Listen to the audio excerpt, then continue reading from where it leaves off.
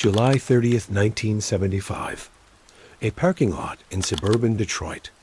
A man is standing next to his car in the summer heat. He has faced down the President of the United States.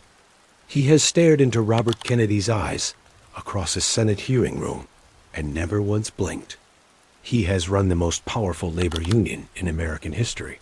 2.5 million men answer to him. And right now, he is checking his watch, waiting.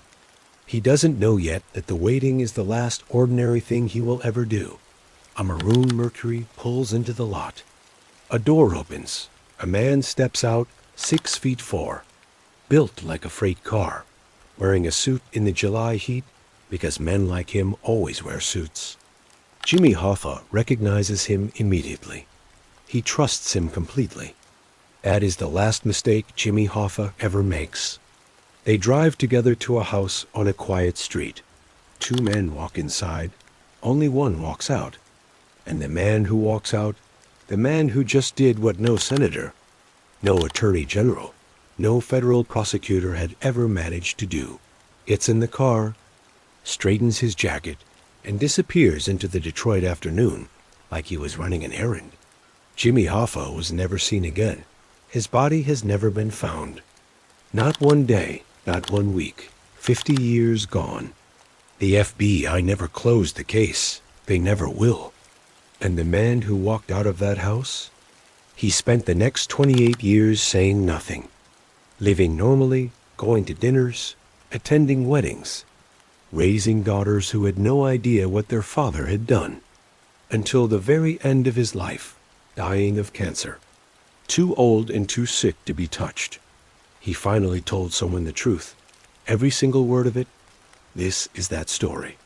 And I promise you, by the time it is over, you will never look at loyalty, betrayal, or the American dream the same way again.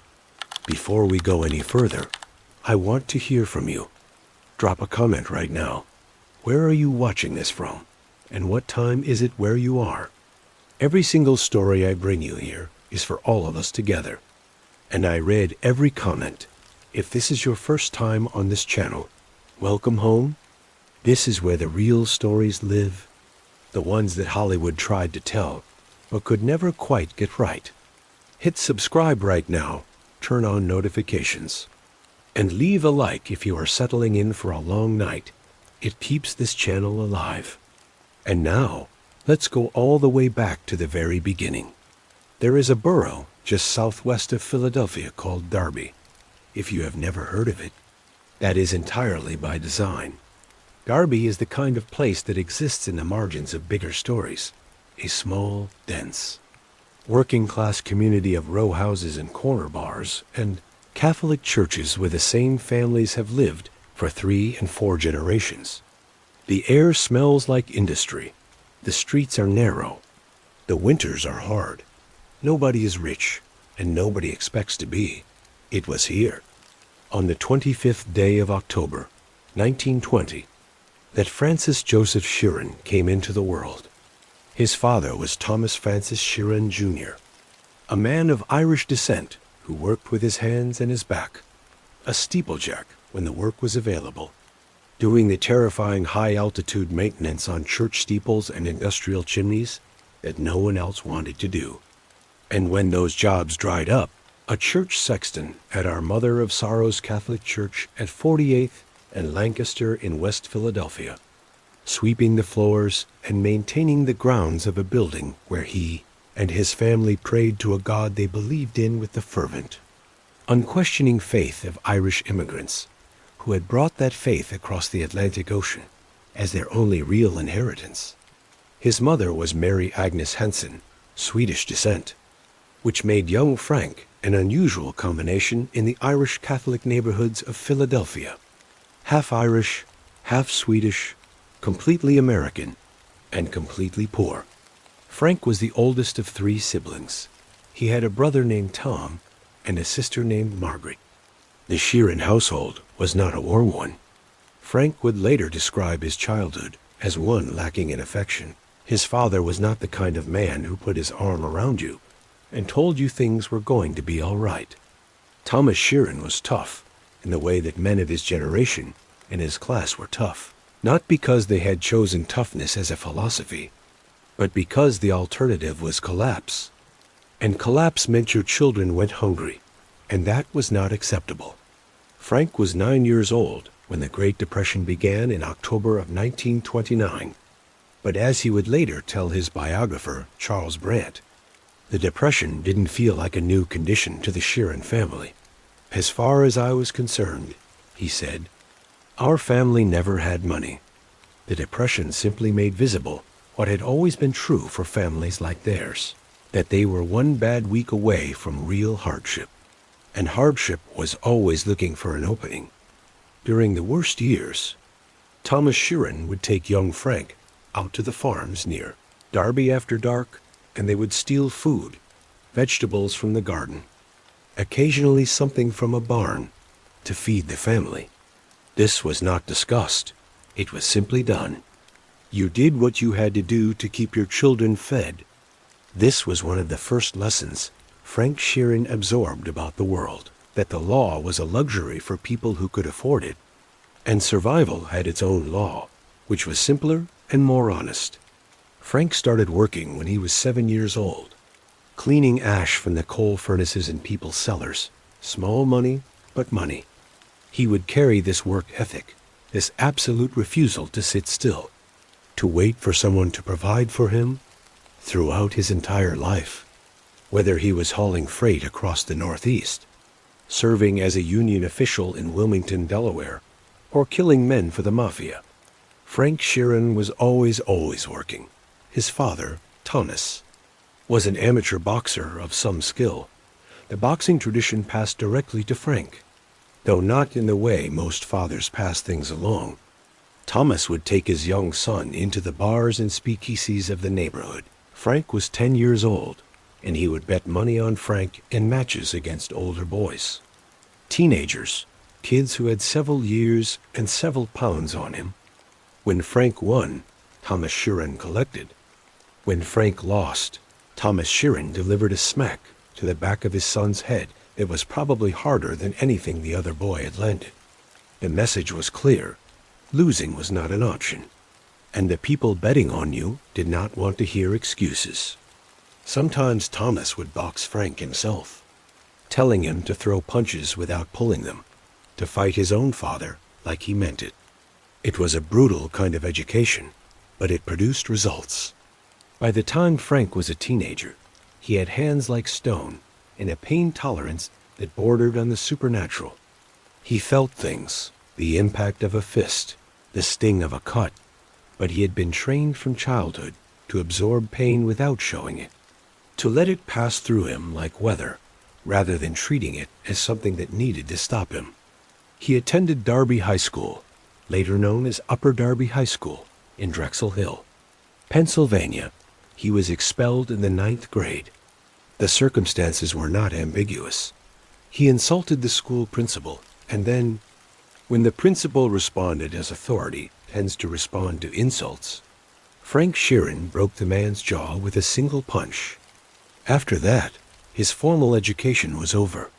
He drifted for a few years, working the carnival circuit up and down the eastern seaboard, making his way as far north as Maine, where he worked for a logging company, and found himself boxing his co-workers in the camps for entertainment and pocket money. He worked other odd jobs. He discovered, back in Philadelphia, a genuine passion for dancing. Frank Sheeran, the future mafia enforcer, loved to dance, and was apparently quite good at it. He frequented the dance halls of Philadelphia in his late teens, meeting girls, perfecting the footwork that would later make his co-workers at the trucking yard do a double take. There is something almost poignant about this detail. The big, tough kid from Darby who was going to spend the next 5 decades either threatening to kill people or actually killing them, gliding across a dance floor in Philadelphia on a Saturday night, entirely happy. Then, on December 7th, 1941, the Japanese Imperial Navy attacked the American naval base at Pearl Harbor, Hawaii, and the world changed. Frank Sheeran was 21 years old. He enlisted in the United States Army in August of 1941. Several months before Pearl Harbor, he had seen the way events were trending in Europe and felt the pull of something larger than himself. He completed basic training near Biloxi, Mississippi, and was initially assigned to the military police. After Pearl Harbor, the whole machinery of American military mobilization accelerated, and Sheeran volunteered for airborne training at Fort Benning, Georgia. He wanted to be a paratrooper, to jump out of aircraft and fight in the darkness. But at Fort Benning, he dislocated his shoulder during training, and that was the end of the airborne. He was transferred to the 45th Infantry Division, known by two nicknames that tell you everything you need to know about the unit's temperament: the Thunderbirds and the Killer Division. On July 14, 1943, Frank Sheeran set sail for North Africa. He was 22 years old, and he had never killed anyone by the time he came home. He had done it somewhere between 25 and 41 times, maybe more. He stopped keeping count. The Italian campaign of World War II is not the part of the war that gets the most attention in American popular memory. D-Day is what people know: the beaches of Normandy on June 6, 1944, the iconic photographs, the Hollywood films. But the Italian campaign was something else entirely. Slower, bloodier, more grinding and personal than almost any other theater of the entire war. The 45th Infantry Division landed in Sicily on July 10, 1943. As part of Operation Husky, the Allied invasion of the island that would serve as the stepping stone to the Italian mainland. Sicily in the summer of 1943 was a beautiful place rendered into something close to hell. Ancient stone towns turned into rubble by artillery, olive groves cut down by machine gun fire, the Mediterranean sun blazing down on men who were learning very quickly which of their number were going to survive this war and which were not. Frank Sheeran survived Sicily. He came through it changed, quieter in ways he could not explain, louder in others, and then he came ashore at Salerno in September 1943, in a landing that was supposed to be the knockout blow and turned into something close to catastrophe. The Germans had anticipated the assault and had prepared accordingly. The beachhead at Salerno held only by the thinnest margin, with American and British troops pinned against the water for days, while German counterattacks came in wave after wave. Men were dying around Frank Sheeran in large numbers and in graphic ways. And the Frank Sheeran who had arrived in Sicily 3 months earlier as a reasonably intact young man from Darby, Pennsylvania, was being systematically disassembled by experience. Then there was Anzio. The Battle of Anzio lasted from January 22nd to June 5th, 1944, and it was one of the most brutal, sustained, psychologically destructive episodes of the entire Second World War. The Allied landing was intended to break the stalemate of the Italian campaign, to land behind the German lines and outflank them, forcing a rapid advance toward Rome. What happened instead was that the Germans encircled the beachhead and pinned the Allied forces down for 4 months in an area roughly 8 miles deep and 15 miles wide, subjecting them to constant artillery, air raids, and infantry attacks. Men lived in foxholes for weeks at a time. The mud was constant. The sound of German shells was constant. The dying was constant.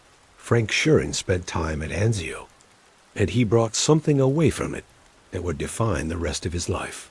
He later described it to Charles Brandt with the direct simplicity of a man who had long since stopped trying to make the experience sound better than it was. The war, he said, taught him how to feel nothing when he killed.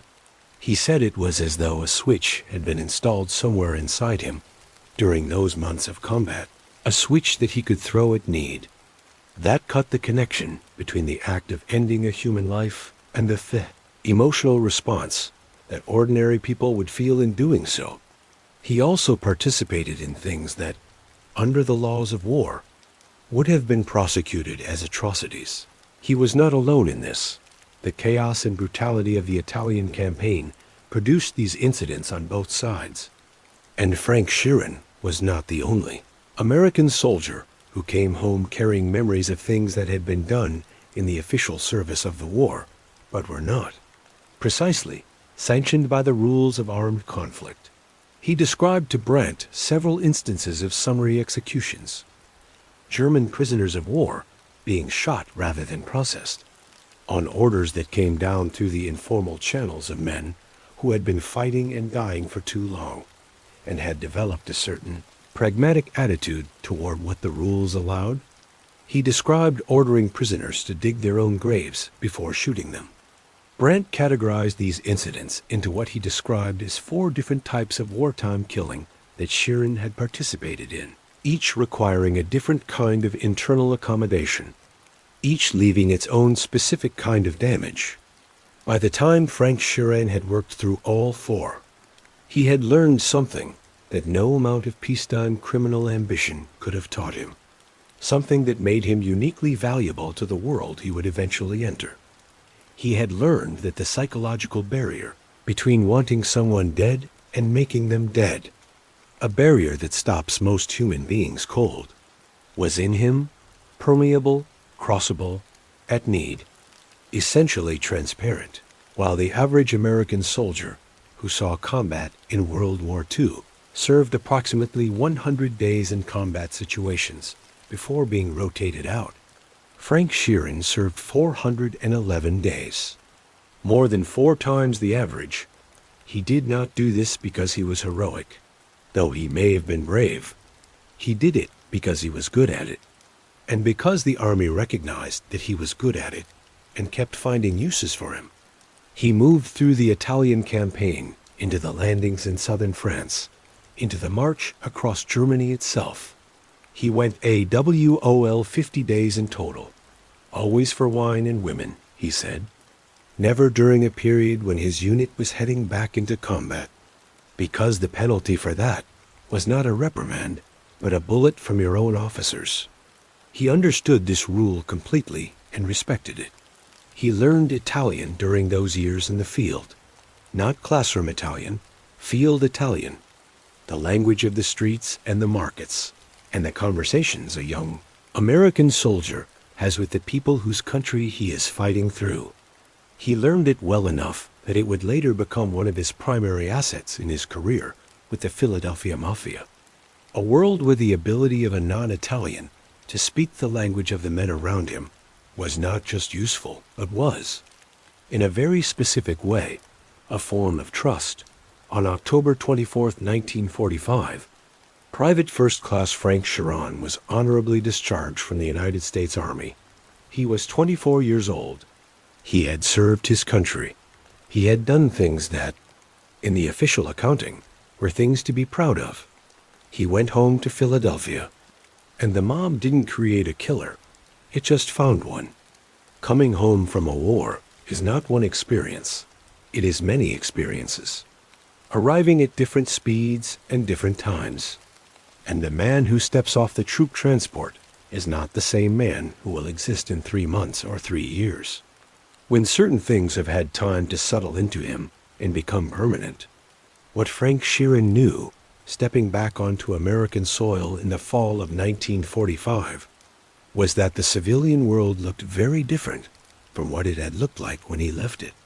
Smaller, quieter, safer, and in that safety, somehow more foreign than the war zones he had spent the last 4 years in. He tried to build a normal life. He married a woman named Mary Letty, an Irish immigrant, his first wife, and they settled into the Philadelphia area and began raising a family. They would eventually have 3 daughters together, Mary Ann, Dolores, and Peggy. Frank took work as a truck driver for a supermarket chain called Food Fair, hauling freight along the routes that connected the warehouses and distribution centers of the northeastern United States. It was honest work, union work, the kind of work that millions of working-class American men were doing in the late 1940s and early 1950s. On the surface, it looked like normalcy. A house, a wife, children, a steady paycheck. The American promise delivered as advertised. Underneath the surface, Frank Sheeran was restless in a way he could not fully articulate and did not entirely understand. The war had recalibrated his nervous system. The pace of civilian life, the repetitive routine of truck routes and paychecks and neighborhood social obligations, felt to him like a kind of slow suffocation. He was a man who had spent 4 years operating at the absolute edge of human intensity, and the ordinary world did not go anywhere near that edge. The money he made driving trucks was not enough. The respect he received as a truck driver was not enough. The life he was living was not the life that the part of him shaped by Anzio and Sicily and the Rhine River wanted to live. He began supplementing his truck driver's income with what he called side work. This was the language men in his world used for things they did not discuss too loudly. The side work was, at first, simple muscle, collecting debts for local loan sharks in the Philadelphia area. Men who had borrowed money and were not repaying it would receive a visit from Frank Sheeran, and the visit generally resolved the issue. He was good at this. He was 6 feet 4 inches tall and weighed well over 200 pounds, and he had a certain quality in his presence, a stillness, a willingness to allow silence to do its work. It communicated to most people, very efficiently, that the conversation they were about to have with him was one they should take seriously. He was arrested in the late 1940s after beating 2 men during an altercation on a trolley in Philadelphia. The charges did not stick, but the incident confirmed what the people around him were beginning to understand. Frank Sheeran was not a man with whom you had minor disagreements. The side work expanded. He began stealing from his truck shipments. Not small amounts, not petty pilfering, but systematic theft of high-value cargo, primarily meat, which he then sold to buyers who did not ask questions.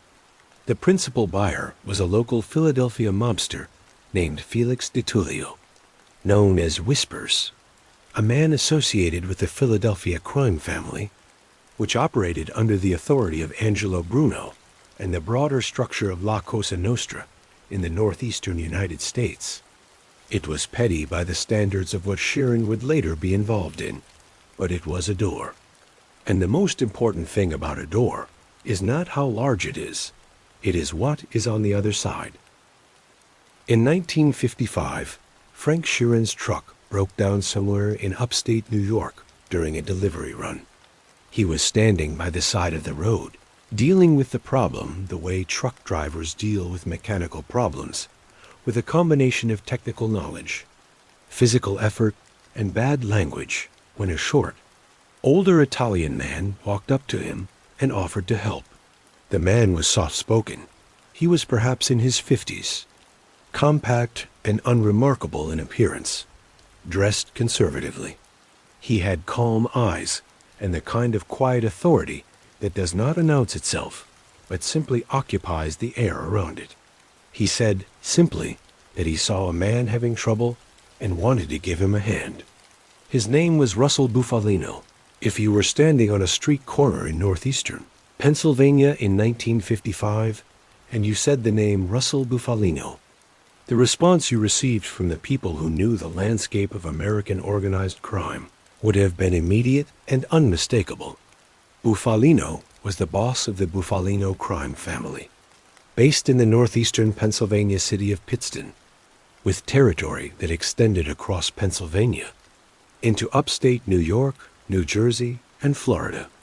He was not a flashy man. He was, in fact, the opposite of flashy. He drove ordinary cars. He dressed without ostentation. He ran a legitimate business as the owner of the Pennsylvania Garment Company. And he made no public statements about anything ever. He had the quality, prized above almost anything else in the world he inhabited, of invisibility. The FBI knew who he was and what he did, but for years and years they could not build a case against him because Russell Bufalino left almost no evidence of anything. He was also, by the accounting of people who knew him, One of the most genuinely dangerous men in the organized crime landscape of mid-century America. Not dangerous in the way of men who lose their temper and make examples. Dangerous in the cold, deliberate, absolute way of someone who decided things clearly and executed those decisions without hesitation and without sentiment. When Russell Bufalino wanted something to happen, it happened. Frank Sheeran and Russell Bufalino fixed the truck together, and something clicked between them, a recognition, mutual and immediate, of what the other man was. Two men who did not frighten easily, who had both learned early that the world operated according to a different set of rules than the ones printed in the law books, who understood violence not as aberration but as instrument. They exchanged information. They made arrangements to meet again. Sheeran began doing small jobs for Bufalino, driving him places, making deliveries, being present at meetings where the boss might need someone large and dependable nearby. The jobs got bigger and more specific and more violent. And Frank Sheeran did them all with the same steady competence he brought to everything. Bufalino, who was not a man given to excess praise, recognized what he had found in the closed world of La Cosa Nostra, where membership was reserved by blood for men of pure Italian heritage.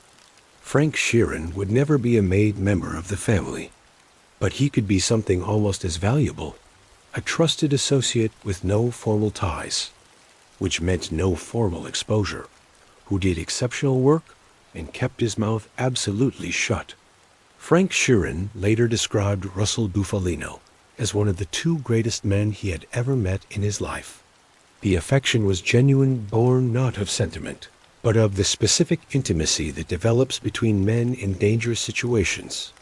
When someone has vouched for you and protected you and trusted you with things that could get both of you killed. Through Bufalino, Sheeran also connected with Bufalino's cousin, an attorney named Bill Bufalino.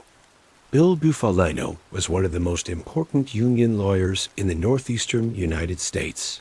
He represented the Teamsters and their leadership through the 1950s and 1960s, going to court again and again on behalf of the union and the men who ran it.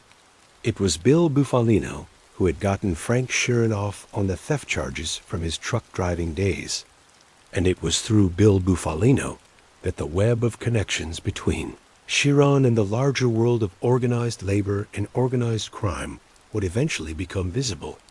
But before any of that, there was the question of the first real job, the first murder. It came about through a man named Whispers DiTullio, the same mobster to whom Frank had been selling stolen meat from his food fare deliveries. DiTullio approached Sheeran with a proposition: burn down a company called Cadillac Linen Service, a commercial laundry operation in Delaware that supplied tablecloths and napkins to restaurants. The money for the job was $10,000, which was substantial money in the mid-1950s. Frank agreed. What Sheeran did not know, and what DiTullio either did not know or did not see fit to mention, was that Angelo Bruno, the boss of the Philadelphia crime family, one of the most powerful mafia figures in the eastern United States, had a significant financial stake in Cadillac Linen Service. The mob had interests in the commercial laundry business across the Northeast, and this particular business was connected to Bruno's operation. Frank Sheeran was spotted casing the laundry. He was identified, and word traveled, as word always travels in that world, very quickly upward. Within a remarkably short time, Frank Sheeran was being escorted to a meeting with Angelo Bruno in an Italian restaurant in Manhattan. Picture this moment. Frank Sheeran is 30-something years old, a truck driver, a man who has done violent things in service of loan sharks and small-time mobsters.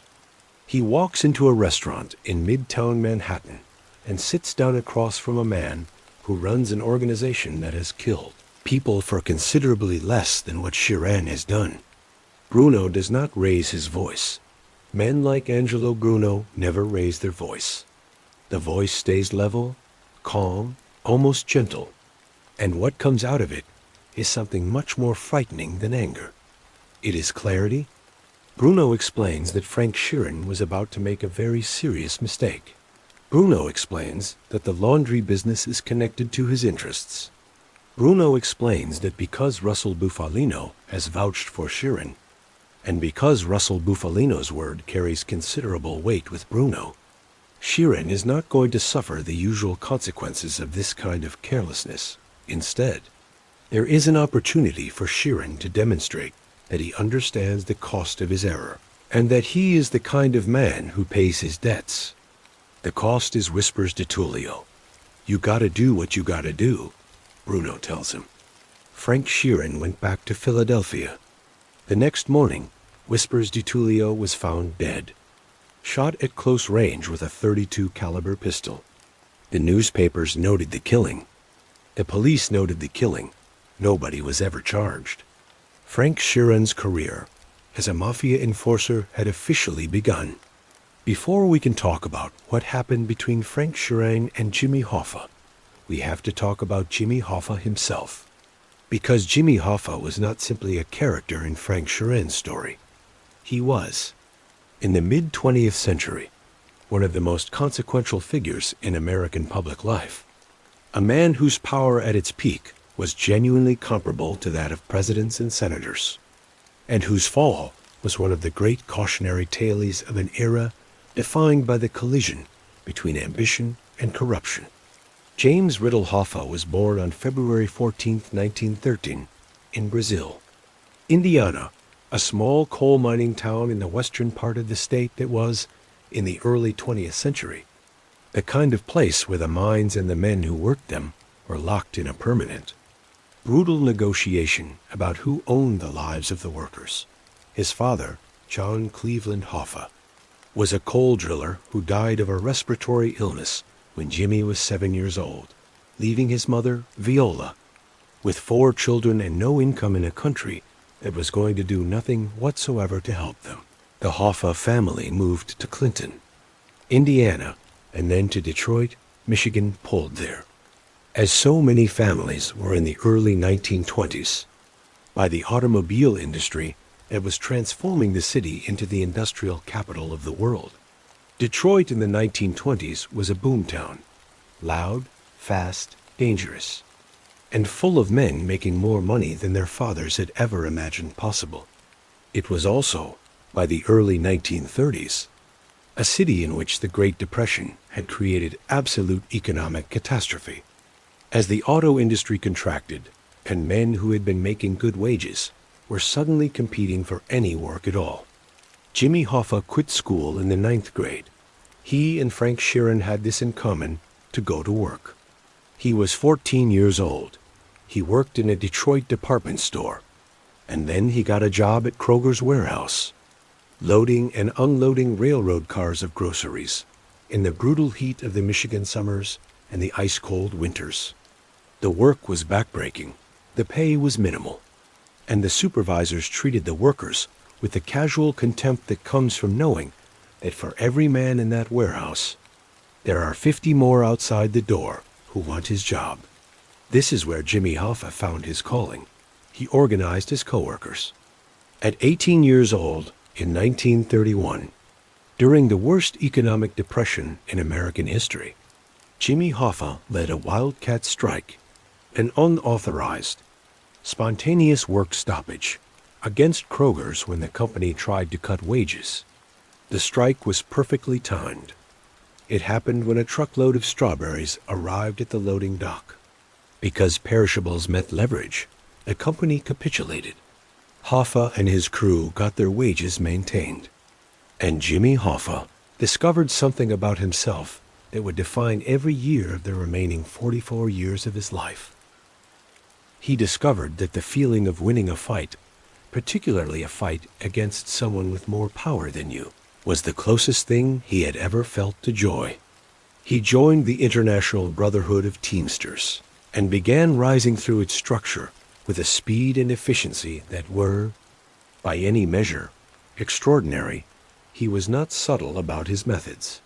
He organized workers with ferocious energy, traveled constantly across the Midwest, and then the entire country, building alliances with local union leaders, making deals with employers, and critically, making alliances with organized crime figures who had both muscle and money, and who understood that the trucking industry, which moved the vast majority of goods across the United States, was a prize worth fighting for. By the mid-1950s, Jimmy Hoffa had become a figure of national significance. He was a short, stocky, relentlessly energetic man who communicated the specific kind of authority that comes not from education or social position, but from the absolute, unambiguous willingness to fight. He had a fighter's build and a fighter's mind, constantly looking for angles, always calculating, always moving. He dressed conservatively by the standards of his associates and spoke without pretension, in the flat, direct cadences of the Detroit working class. He could walk into a room full of senators and make them feel nervous, because he had something most of them had never had, a knowledge that when things got rough, really rough, physically rough, he was not going to be the one who blinked first.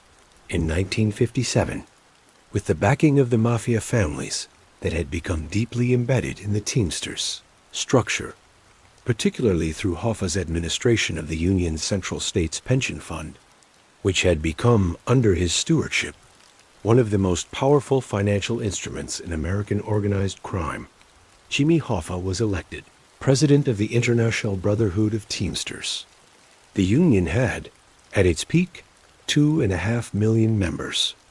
It controlled the movement of goods across the entire country. It had a pension fund that was measured in hundreds of millions of dollars, and those dollars were flowing through carefully arranged loans into the casino construction that was turning Las Vegas from a desert town into the entertainment capital of the world.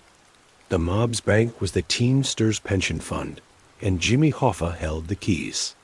Every major casino on the Las Vegas Strip in the 1960s, the Desert Inn, Caesar's Palace, the Stardust, the Dunes, the Circus had been financed, at least in part, with loans from the Teamsters Central States Pension Fund. Hoffa's administrator for the fund was Alan Dorfman, whose stepfather had been a close associate of Al Capone in Chicago. The loans were made on terms that would have been insane in any conventional financial context. High risk, minimal collateral, interest that sometimes came back in the form of casino skim, which meant untaxed cash delivered in suitcases to Midwestern mob bosses who used it to fund their own organizations. The mob owned Las Vegas, and Hoffa's pension fund had helped them build it. Bobby Kennedy knew all of this. Robert Francis Kennedy had come to the Senate labor rackets committee hearings in 1957 as chief counsel. He was 31 years old, the son of one of the wealthiest men in America, Harvard-educated, relentlessly ambitious, and possessed of a moral certainty that had been sharpened rather than softened by his proximity to power. He was, in many ways, the exact opposite of Jimmy Hoffa, born to privilege, educated at elite institutions, connected to the corridors of power by blood and money. But Bobby Kennedy had chosen to point that privilege like a weapon at the corruption he saw in American labor. And Jimmy Hoffa was his primary target. The two men hated each other with a personal, visceral intensity that went beyond the professional. Kennedy saw Hoffa as the embodiment of everything that was wrong with the exercise of power without accountability, a man who had placed himself above the law while claiming to represent the working class. Hoffa saw Kennedy as a spoiled rich kid using his family's connections and his brother's political ambitions to persecute a labor movement that had done more for working-class Americans than the Kennedy family had ever done or ever would. Hoffa called Bobby Kennedy booby, mocking, contemptuous, personal. They glared at each other across the Senate hearing room in televised confrontations that millions of Americans watched, and the hatred between them was palpable through the screen. Kennedy would not let it go. After his brother became president in 1961, and appointed Bobby as Attorney General. Robert Kennedy formed what became known in the Justice Department as the Get Hoffa Squad, a dedicated team of prosecutors and investigators whose explicit mission was to find evidence that would put Jimmy Hoffa in federal prison. It was prosecutorial warfare, and it was personal. The problem with waging prosecutorial warfare against someone like Jimmy Hoffa was that Hoffa had spent 20 years making himself difficult to touch. He had lawyers, he had connections, he had, on at least one occasion during the McClellan Committee hearings, managed to neutralize a grand jury through means that were not entirely legal. He had survived years of investigations. He had been acquitted of charges that should have put him away. But Bobby Kennedy was patient, and Bobby Kennedy had resources. And Bobby Kennedy was absolutely convinced that Jimmy Hoffa was going to prison. In 1957, Russell Bufalino decided that his favorite Irish enforcer needed a better class of employer. Frank Sheeran had, by this point, been working for the Bufalino family for approximately 2 years. He had done the kind of work that such organizations require, the violent, invisible, deniable work that keeps the machinery running without leaving fingerprints. He was trusted, he was capable, and now Russell Bufalino, who had been telling Jimmy Hoffa for some time about this remarkable Irish truck driver who could be relied upon absolutely, decided to make an introduction. The introduction came by telephone. Frank Sheeran was at home in Philadelphia when the phone rang, and the man on the other end of the line, without pleasantries, without preamble, simply and directly, said the words that would become perhaps the most famous greeting in the annals of American organized crime. "I heard you paint houses. In the world these men inhabited." To paint houses was to kill people. The paint was blood, specifically the blood that spatters on the walls and floors of a room. When someone is shot at close range, it was not standard mob slang. It was, according to the best available evidence, a phrase specific to the Bufalino family's northeastern Pennsylvania circle. But its meaning to a man in Frank Sheeran's position was entirely clear. Frank Sheeran later described the moment. He stammered slightly. He was, he said, caught off guard. And he answered, "Yeah, and I do my own carpentry too." Meaning, I not only kill, I also dispose of the evidence. Bodies in this world are the equivalent of what a carpenter's job produces in terms of mess. Waste product that needs to be managed and removed. There was a pause, and then Jimmy Hoffa laughed. Two men with the same fundamental understanding of the world, who spoke the same language beneath the language, who recognized in each other something true and useful and mutual. The two men had found each other, and the relationship that developed over the next 18 years would be the most important, and ultimately the most devastating of both their lives. The connection worked initially through Bufalino's vouching, but it quickly took on its own momentum. Hoffa needed enforcers, men who could do the specific kind of work that maintaining control of a massive, contentious, politically complex labor organization requires when legal and political means have been exhausted. Men who would deal with union dissidents who would not be persuaded. Men who would handle rival union officials who were making moves against Teamsters territory. Men who could deliver certain kinds of messages that could not be put in writing or spoken directly. Frank Sheeran was all of these things, and was uniquely also able to operate on the legitimate side of the Teamsters structure. He rose, over the following years, to become the acting president of Local 326 of the International Brotherhood of Teamsters in Wilmington, Delaware. This gave him an official position, an official salary, official reasons to be present at union meetings and official functions, which served as cover for everything else he was doing. The relationship between Sheeran and Hoffa became something that transcended the employer-employee dynamic that it had begun as. These were two men who genuinely liked each other, who enjoyed each other's company, who shared a worldview.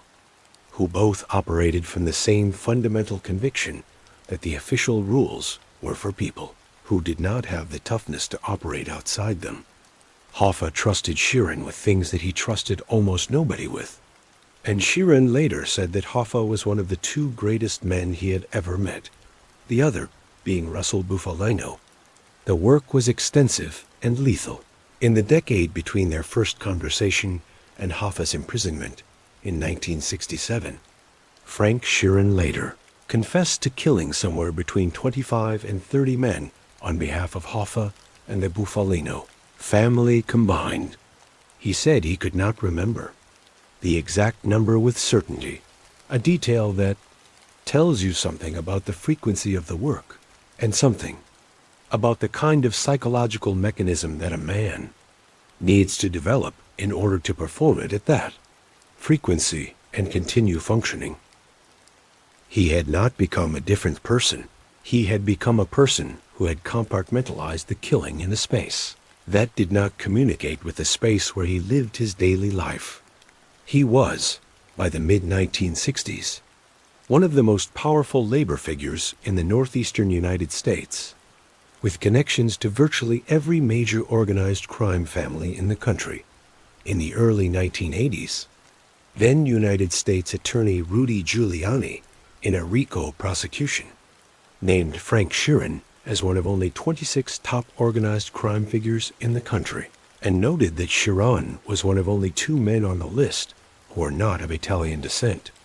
In a world defined almost entirely by ethnic exclusivity, where Italian heritage was not merely preferred, but required for full membership in La Cosa Nostra, this was an acknowledgement of extraordinary distinction. Frank Sheeran had been granted, by the sheer weight of his usefulness and reliability, a status that no amount of money or ambition could otherwise purchase. Then there was the Bay of Pigs in 1961. The Central Intelligence Agency, in collaboration with a group of Cuban exiles trained and supported by the United States government, launched an invasion of Cuba intended to overthrow the government of Fidel Castro. The invasion took place at the Bay of Pigs on April 17, 1961, and it failed completely and catastrophically, becoming one of the most embarrassing episodes in the history of American foreign policy. What is less widely known, or rather, what exists in the territory between the known and the suspected, where the mob-government relationships of the early Cold War tend to live, is the extent to which organized crime was involved in the logistical preparation for that invasion. According to Frank Sheeran's confession to Charles Brandt, he was ordered by both Hoffa and Bufalino to drive a truck from Baltimore to Florida in 1961 containing weapons intended for the anti-Castro forces. He said he met a man in Baltimore named David Ferry, a strange, deeply unsettling character who would later appear in various conspiracy theories surrounding the assassination of President Kennedy, who directed the operation. Ferry informed Sheeran that he was to deliver a trailer full of weapons, which had been taken from the Maryland National Guard's inventory, to a CI operative named E. Howard Hunt in Florida. Hunt was a veteran CIA officer who would, a decade later, become one of the central figures in the Watergate scandal. Sheeran completed the delivery. He described it as simply another job: drive a truck from point A to point B, deliver the cargo, return home. The fact that the cargo was weapons intended for a CI, a paramilitary operation against a foreign government, and that the man who gave him the instructions was connected to what would later be investigated as one of the most controversial government operations in American history, did not, by his account, particularly impress him at the time. It was just a job. This aspect of Sheeran's story, the Bay of Pigs connection, has been neither confirmed nor definitively disproven. David Ferry was real. E. Howard Hunt was real. The CIS use of organized crime, connections in its anti-Castro operations, is documented historical fact. The agency had approached mob bosses including Santos, Trafficante, and San Giacomo, about the possibility of assassinating Castro, offers that were made and seriously considered, that the mob's trucking and logistics infrastructure might have been used for weapons transport in the run-up to the Bay of Pigs invasion is not implausible. It is simply unverified. What it illustrates is the extraordinary degree to which the lines between organized crime, legitimate labor, and American government power had blurred by the early 1960s. Jimmy Hoffa's Teamsters were not simply a labor union. They were a financial and logistical network that connected the legitimate economy with the shadow economy of organized crime, and that connection extended, at points, into the operations of the United States government itself. On November 22, 1963, President John Fitzgerald Kennedy was assassinated in Dallas, Texas. The Warren Commission, which investigated the assassination, concluded that Lee Harvey Oswald acted alone. That conclusion has been contested, argued over, and rejected by a substantial portion of the American public ever since. And conspiracy theories involving the Mafia, the CIA, Cuban exiles, and various combinations thereof been proposed, investigated, and debated for more than 60 years. Frank Sheeran's contribution to this conversation was characteristically direct. He claimed, though he was careful, even in his confessions, about the precise boundaries of what he said he knew, that Jimmy Hoffa believed the assassination of John Kennedy was ordered by organized crime, specifically motivated by the desire to remove Robert Kennedy from the position of Attorney General. Bobby Kennedy's crusade against Hoffa and against organized crime more broadly was, in this view, something that the Mafia leadership had decided needed to end, and the surest way to end it was to eliminate the source of Bobby Kennedy's power, which was his brother's presidency. Sheeran also claimed to have driven a truck that may have contained weapons connected to the assassination. He was careful to frame this as indirect knowledge. He did not claim to have been present in Dallas, did not claim direct participation in any plot, but the weapons he described transporting as part of the Bay of Pigs logistics, and the possibility that some of those weapons or related materials ended up in different hands for different purposes. This is the shadow that Sheeran cast over one of the most debated crimes in American history. What happened in Dallas on November 22, 1963, is something about which the full truth may never be known. What is certain is that when Jimmy Hoffa heard that the president had been shot, his reaction was not that of a grieving American. Robert Kennedy's mission to destroy Hoffa died that day, or so Hoffa believed. The Get Hoffa squad lost its most powerful champion. But the cases Bobby Kennedy had built were already in motion. The legal machinery, once set in motion, does not simply stop because the man who wound the spring has been removed. In 1964, the chickens that Robert Kennedy had been so patiently chasing finally came home to roost. Jimmy Hoffa was convicted twice, in separate trials, of jury tampering in Tennessee and of mail and wire fraud related to the improper use of the Teamsters pension fund in Chicago. He appealed both convictions through every available avenue, all the way to the United States Supreme Court. The Supreme Court upheld them.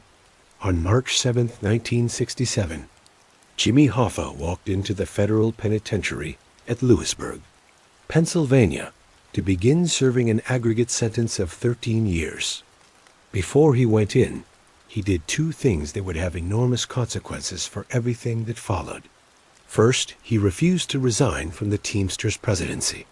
He kept the title, maintained his position technically, and made clear that he intended to continue running the union from prison to whatever extent was possible. Second, he installed a man named Frank Fitzsimmons as acting president of the International Brotherhood of Teamsters. Fitzsimmons was, by the unanimous assessment of everyone who knew the Teamsters world, not an impressive figure. He was amiable, politically cautious, unimaginative, and exactly what Hoffa wanted in a placeholder, a man who would keep the seat warm without trying to sit in it permanently. Hoffa's plan was to run the Union from Louisburg through Fitzsimmons, to maintain his power at a remove till he could be released and resume direct control. It was one of the great miscalculations of Jimmy Hoffa's life. Frank Sheeran's world shifted dramatically with Hoffa's imprisonment. His primary patron was gone, his loyalties, always divided between Hoffa and Bufalino, with Bufalino holding the prior claim, now had to be rebalanced entirely toward the Philadelphia mob boss and his world. Sheeran continued working. He continued doing the things he did. He continued running Local 326 in Wilmington. He continued being available when Bufalino or the Philadelphia family needed something done. But the warmth was gone from the center of his professional world. The warmth that had come from Jimmy Hoffa's particular energy and the specific friendship that had existed between them. Frank Sheeran had not had many genuine friendships in his life. The war had made those hard to form and harder to keep. But what existed between him and Hoffa was real. It was built on mutual respect and mutual usefulness and a shared willingness to live without pretending that the world was a better place than it actually was. With Hoffa gone, that relationship went into a kind of stasis. And while it was in stasis, the world it had existed in continued to change in ways that, slowly but unmistakably, would eventually make that relationship impossible to maintain. Frank Fitzsimmons, the amiable placeholder whom Jimmy Hoffa had installed as acting Teamsters president, did what placeholders should never do, but occasionally do when given enough time and enough power. He began to enjoy himself. The presidency of the International Brotherhood of Teamsters in 1967 was not a small thing. It came with a salary, a staff, connections to power and money across the entire spectrum of American economic life. It came with the goodwill of organized crime families who found Fitzsimmons considerably easier to manage than Hoffa, less volatile, less demanding, less likely to make political calculations that cut against the mob's interests in favor of his own ego. Fitzsimmons was compliant in ways that Hoffa had never been. The mob could work with Fitzsimmons. And so, quietly, almost imperceptibly, the people who had formed the support structure of Jimmy Hoffa's power began to realign themselves. The mafia families that had backed Hoffa because he was useful began backing Fitzsimmons because he was more useful, or at least more manageable. The political connections that had been Hoffa's began to become Fitzsimmons's. The pension fund continued to flow into mob enterprises across the country, but now it flowed through a man who was grateful for the access and not inclined to make difficulties. In December 1971, after serving approximately 4.5 years of his 13-year sentence, Jimmy Hoffa's prison term was commuted by President Richard Nixon. The commutation was controversial, deeply controversial, with many observers believing that it represented a political quid pro quo between the Nixon administration and the Teamsters leadership. The Teamsters had endorsed Nixon for re-election in 1972, breaking with their traditional support for Democratic candidates in a move that was unusual enough to attract attention. Whether the commutation and the endorsement were formally connected, or whether they were two independent transactions that happened to produce the same political results for the same political actors, is something that has never been definitively established. What was definitively established were the terms of the commutation. Nixon's Justice Department attached a condition to Hoffa's early release. He was barred from participating in union organizing or union activities until 1980. The condition was almost certainly arranged at the request of Fitzsimmons and his mob-aligned backers, who wanted the assurance of knowing that Hoffa could not simply walk out of Louisburg and immediately begin the process of reclaiming his union. The restriction gave them time. Hoffa, at 58 years old, walked out of federal prison and back into a world that had reorganized itself in his absence. And he was furious. During the years that Hoffa spent in Louisburg, Frank Sheeran continued to be a man of considerable violence and considerable legal peril. In 1972, he was charged with a 1967 murder, the killing of a man named Robert Degeog, who had died in a shootout in front of the headquarters of Teamsters Local 107. The case was dismissed on the grounds that Sheeran had been denied a speedy trial, which is the kind of technical legal victory that serves as a reminder that the difference between going to prison and not going to prison frequently has nothing to do with whether you did the thing you are accused of. He was also alleged to have been involved in multiple other killings during this period, including the conspiracy to murder a Philadelphia labor organizer named Francis J. Marino in 1976, and the killing of a man named Frederick John Gavronsky in a tavern in Newcastle, Delaware. That same year, he escaped prosecution in these cases as well, through the combination of insufficient evidence, witness reluctance, and the considerable legal firepower that Russell Bufalino and the Philadelphia family could deploy on behalf of their people. And then there was April 7th, 1972, the birthday party at Umberto's Clam House. Joseph Crazy Joe Gallo was a New York mobster who had been, for most of his adult life, one of the more genuinely strange figures in the landscape of American organized crime.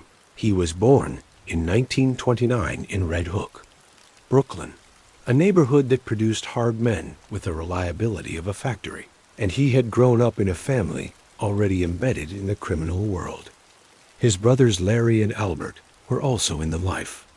Joe Gallo himself was, by the time he reached his late 20s, a genuinely dangerous person with the additional quality of being genuinely unpredictable, which in the mob is either an asset or a liability, depending entirely on whose unpredictability it is. He had earned his nickname Crazy Joe through a calculated performance of instability. He had studied the 1947 noir film Kiss of Death and modeled his public persona on that film's giggling, terrifying villain, correctly intuiting that a reputation for craziness would give him leverage that ordinary toughness would not. He was also genuinely something of an intellectual by mob standards. He read widely during his 10 years in prison, where he served time for extortion, and he came out of prison in 1971 with a broadened worldview that expressed itself in ways that the traditional mob leadership found deeply unsettling. Most significantly, Gallo had developed, during his prison years, close relationships with black organized crime figures. He had concluded that the racial exclusivity of the Italian-American mob was both morally wrong and strategically foolish, and he had begun building alliances across racial lines that no one in La Cosa Nostra had previously thought to build. This was radical. This was threatening to the established order. And in the world of organized crime, threats to the established order have a way of being resolved with extreme prejudice. On the evening of April 6, 1972, his 43rd birthday, Joe Gallo went out on the town in New York.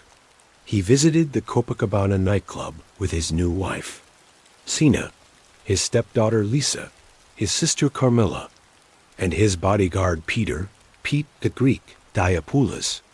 At the Copa, comedian Doe Rickles was performing, and the party enjoyed the show. After the Copa closed, around 4 in the morning, the Gallo party was looking for somewhere to eat. They tried several restaurants in Chinatown and Little Italy, all closed. Wandering through the pre-dawn streets of Lower Manhattan, they came upon a small clam house on the corner of Mulberry Street and Hester Street in Little Italy. Umberto's Clam House, which had opened only recently and was, as it happened, owned by a mob-connected operator named Matthew Matty the Horse Ianiello.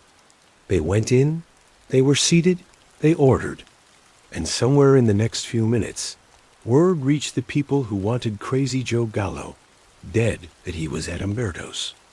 What happened next is one of the genuinely contested events that make the Sheeran story so difficult to resolve with certainty. In Frank Sheeran's confession to Charles Brandt, confirmed by him in Brandt's book, and according to Brandt, by a woman who had been present at Umberto's that night and later became an editor at the New York Times, Sheeran was the shooter. He was sent by Russell Bufalino, triggered by an insult that Gallo had apparently made at the Copa earlier that evening. He walked into Umberto's alone, approached the table, shot Gallo's driver first, and then followed Gallo as he scrambled for the side door of the restaurant, shooting him multiple times in the street outside. Crazy Joey Gallo went to Australia on his birthday, Sheeran told Brandt, using the mob's word for death, on a bloody city sidewalk, the story told by other investigators, witnesses, and mob-connected sources is significantly different. The dominant theory, supported by eyewitness accounts from Gallo's own bodyguard, from Gallo's sister Carmilla, and from a mob associate named Joseph Luparelli, who surrendered to the FBI shortly after the killing, is that the shooter was Carmine Sonny Pinto DiBiase, a Genovese crime family soldier who was acting under orders from the Colombo family leadership as retaliation for Gallo's alleged role in the 1971 shooting of Colombo boss Joe Colombo. Diopoulos, who was present and who exchanged gunfire with the attackers, identified DiBiase specifically. Carmela Gallo described the shooters as short Italian men, not particularly fitting the profile of a 6'4" Irish-Swedish truck driver from Philadelphia. The woman who identified Sheeran as the shooter was anonymous, and the FBI ballistics evidence and eyewitness consistency supported DiBiase more strongly than Sheeran Jerry Capesi, a respected journalist and recognized expert on the New York mob who was at Umberto shortly after the shooting as a young reporter for the New York Post, later wrote that if he were forced to choose, he thought Sheeran was the most likely person, but he was not certain. The Joe Gallo killing sits at the heart of the larger question that the Sheeran story raises about itself. How much of what Frank Sheeran told Charles Brandt was true, and how much of it was the construction of a dying man who wanted to be remembered as more central to the great crimes of his era than he actually was. The Gallo case is not clear enough in the evidence to settle the question, and the Hoffa case, the case that made everything else in the Sheeran story matter, is even murkier. Jimmy Hoffa came out of Lewisburg in December 1971 with a fire in him that years of federal incarceration had, if anything, intensified rather than diminished. He was 58 years old, and he was not going to quietly retire. He was going to get his union back. He was going to challenge the restriction on his union activities in court. He was going to rebuild his network of support. He was going to make it absolutely clear to everyone who had profited from his absence that his absence was over. He had allies. He had money. He had received a $1, 75 million lump sum pension settlement from the Teamsters upon his release, equivalent to approximately $13 million in contemporary value. He had relationships across the labor world and the organized crime world that years of prison had not erased. He was, despite the restrictions, still a figure of enormous symbolic weight. Truck drivers who had seen their wages and benefits improve dramatically during his presidency remembered who had done that for them.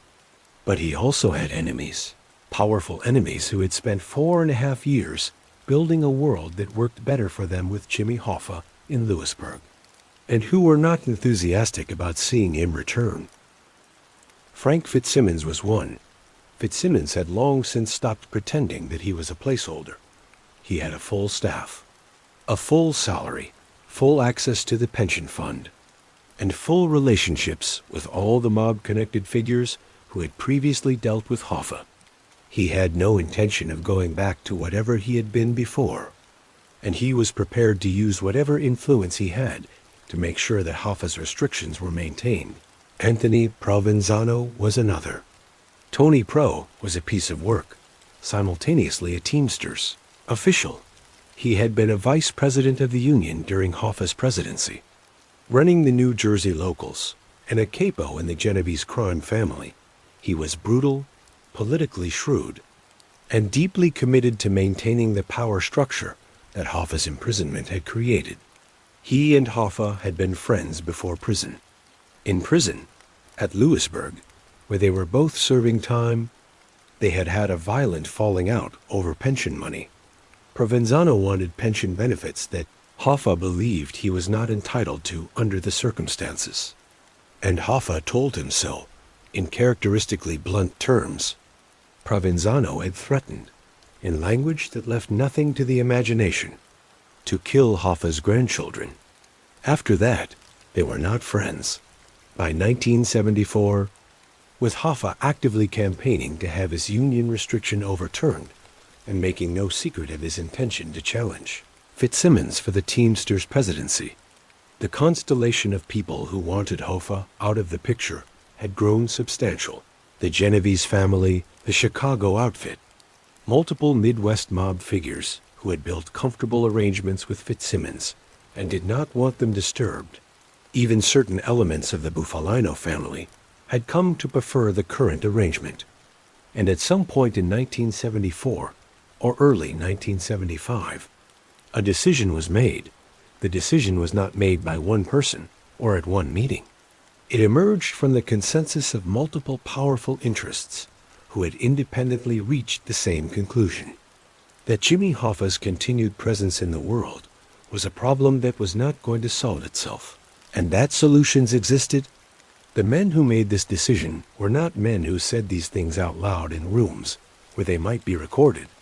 They said them in the way that men in their world communicated important decisions, through implication, through misdirection, through conversations that could not be directly quoted because they did not directly say anything.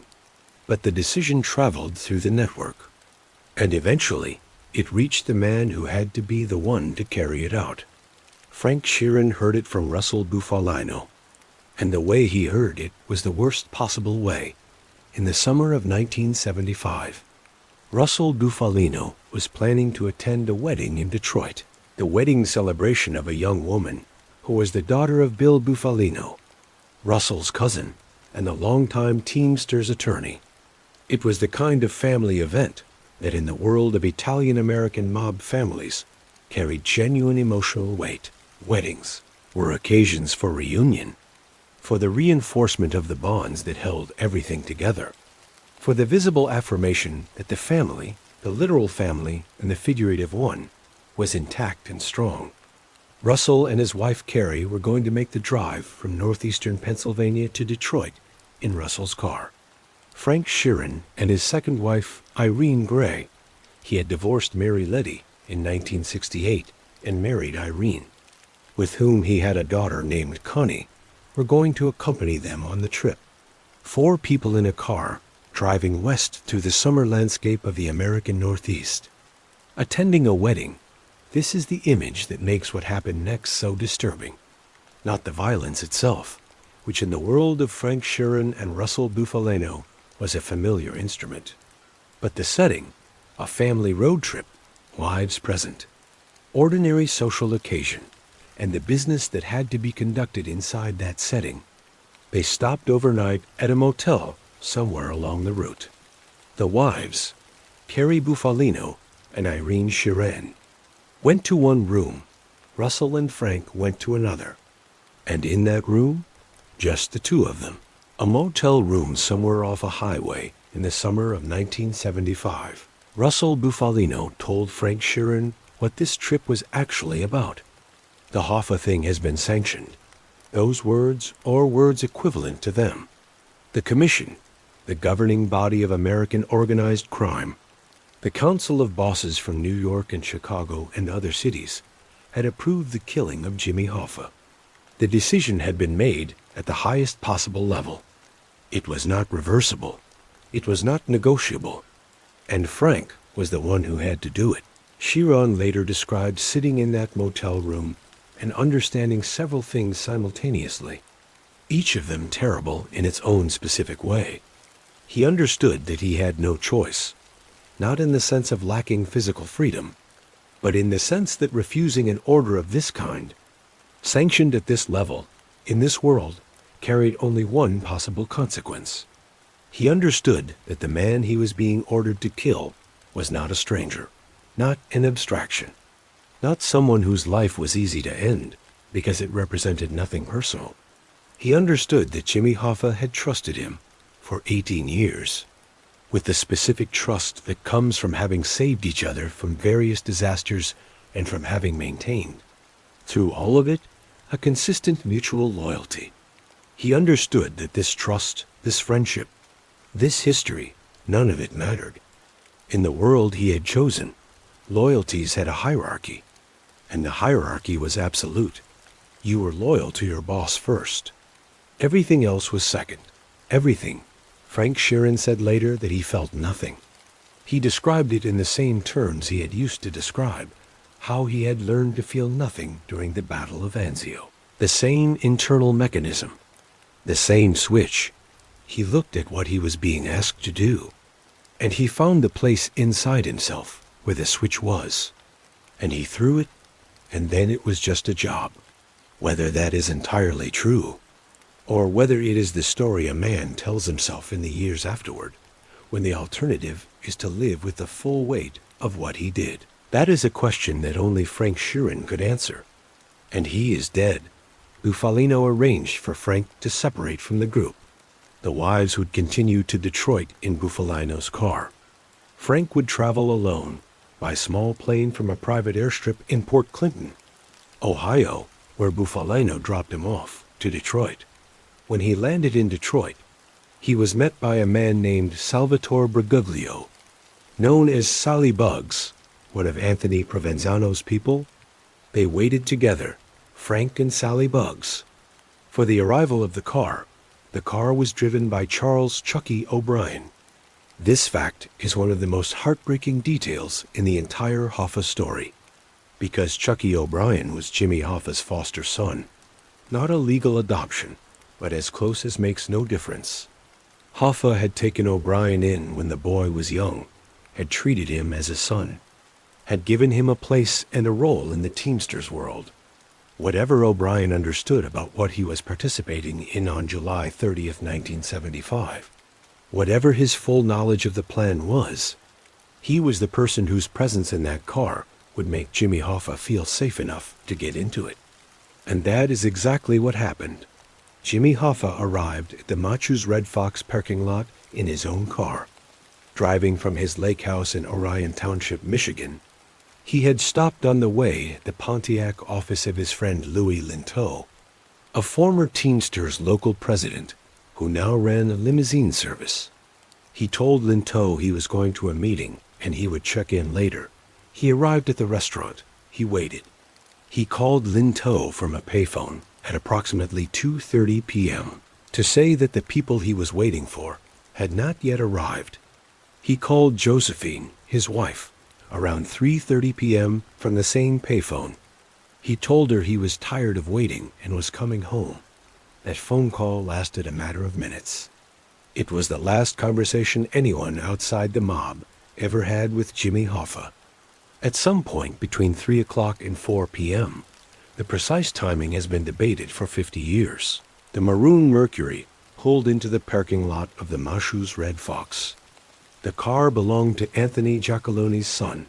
Inside were Chucky O'Brien, Salvatore Briguglio, and Frank Sheeran. When Hoffa saw the car pull in, he was angry, furious at the lateness, furious at the disrespect. When he saw Frank Sheeran step out, his anger shifted. Here was someone he knew. Here was someone he trusted. Frank would explain. Frank would tell him what was going on. Sheeran later described Hoffa's face in that moment, the flash of recognition. And then something else, something beneath the recognition, some older instinct that sent a signal that did not make it to consciousness before it, was overridden by 18 years of established trust. Hoffa looked at Briguglio. He did not know this man. "What the F are you doing here?" he demanded of O'Brien. "Who the F invited you?" This was directed at his foster son, at the stranger standing next to him. Briguglio answered simply, "I'm with Tony Pro. His friends wanted to be at the thing. They're at the house waiting. And here is the terrible logic that made Jimmy Hoffa walk to that car and get into it. If Russell Bufalino were going to hurt him, Russell Bufalino would not be at a house waiting for him. Russell Bufalino was the closest thing Hoffa had to a protector in the organized crime world. The message that Bufalino was waiting at the house, that Russell wanted this peace meeting to happen, was exactly the message that would override the instinct that had fired somewhere in Hoffa's gut when he saw that car pull in. He got into the car. They drove through the streets of suburban Detroit. West toward the city, they drove to Beaverland Street. On Detroit's west side, a house that had been selected in advance, that was empty. That would leave no trace, because there was nothing there to leave a trace of no owner present. No witness, no record. O'Brien stopped the car in front of the house. Bergoglio stayed in the car or stepped away. Frank Sheeran and Jimmy Hoffa walked inside together. The house was empty. There was no Russell Bufalino. There was no Anthony Provenzano. There was no peace meeting, no negotiation, no future in which Jimmy Hoffa got his union back and lived out his years in the comfortable security of a man who had won his last fight. Hoffa realized it in that moment, standing in an empty house in Detroit in the summer of 1975. At 62 years old, with Frank Sheeran beside him, Jimmy Hoffa understood what was about to happen. Sheeran later said that Hoffa began to turn. That is all. He began to turn.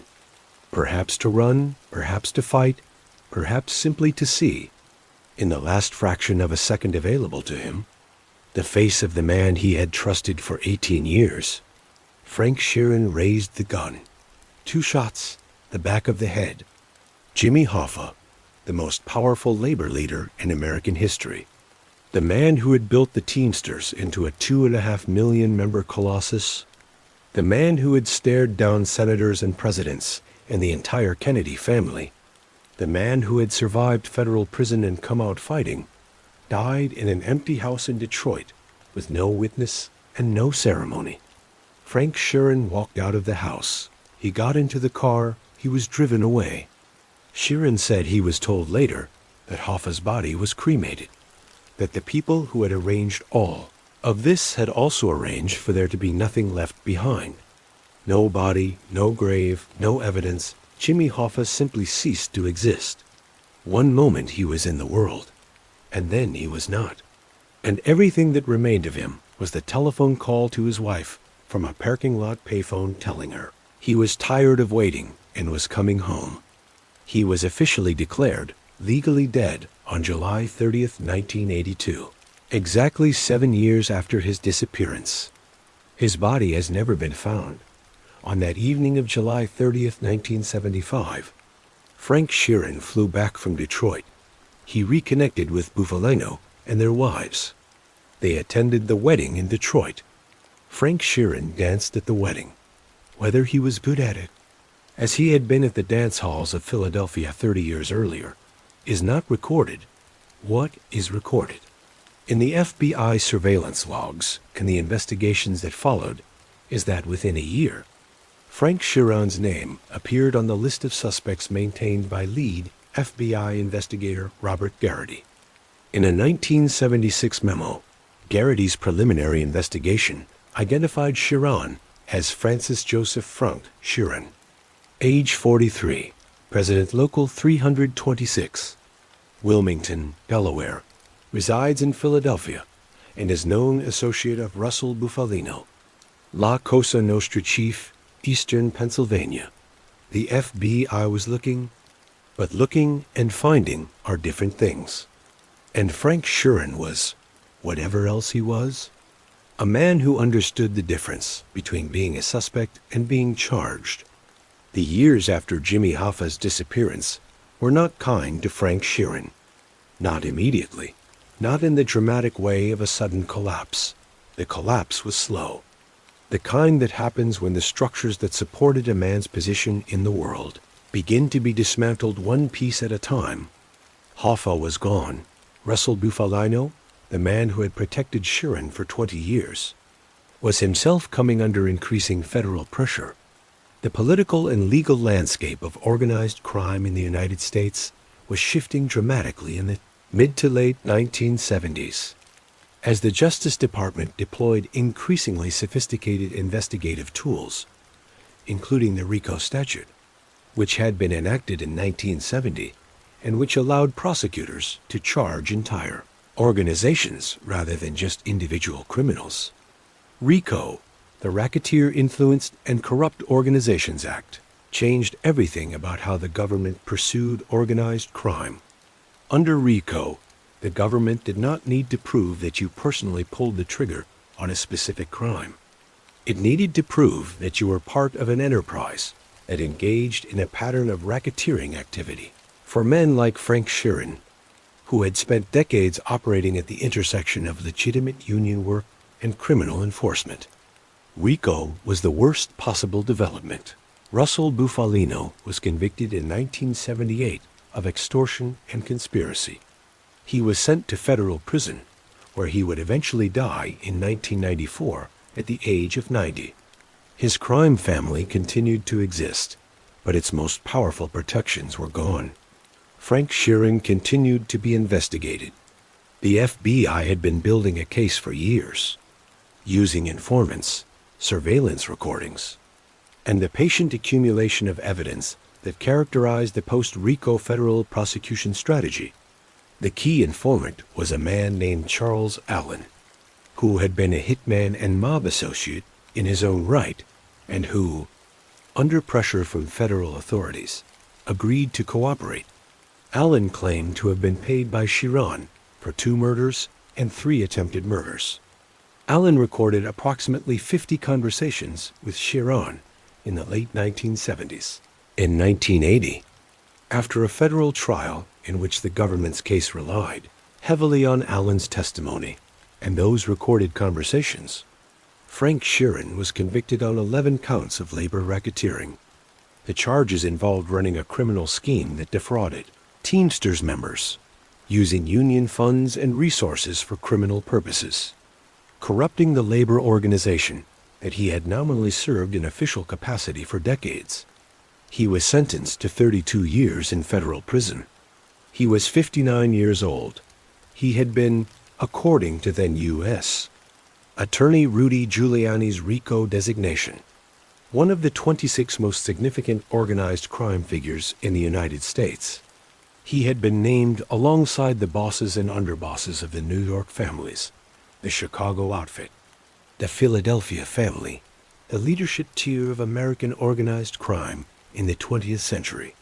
He was one of 2 non-Italians on that list. The other was, apparently, a unique distinction that even Giuliani acknowledged in court papers. The conviction effectively ended Frank Sheeran's active life. He was going to spend the rest of his working years in federal prison. The world he had inhabited, the world of union halls and mob dinners and cross-country drives with Russell Bufalino, was over.